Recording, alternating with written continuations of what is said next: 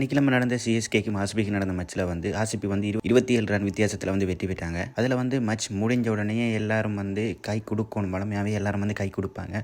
So வந்து அதில் வந்து தலை டோனி வந்து ரொம்ப நேரமாக நின்று பார்த்தார், சரி வரையில் என்னடா ஃப்ளேஆஃப் போயிட்டாங்க ஆர்சிபி. அது மட்டும் இல்லாமல் சிஎஸ்கே வந்து போக முடியல. ஸோ எல்லா மேட்ச்லாம் முடிஞ்ச அப்புறம் கை கொடுக்குறதுக்காக ரொம்ப நேரமாக நின்று பார்த்தாரு.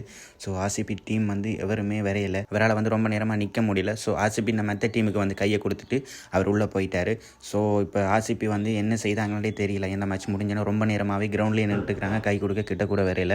வெயிட் பண்ணி பார்த்த டோனிக்கு வந்து இயலாமல் போயிட்டுது. ஸோ அவர் ரொம்ப நேரமாக வெயிட் பண்ணி பார்த்துட்டு சரி வரையிலன்னு போயிட்டார். வந்து சிலவே தவறாக புரிஞ்சு டோனி ஏன் இப்படி செய்தார், ஏன் நிற்க மாட்டாரா என்று சிலவே தவறாக புரிஞ்சுருக்கிறாங்க.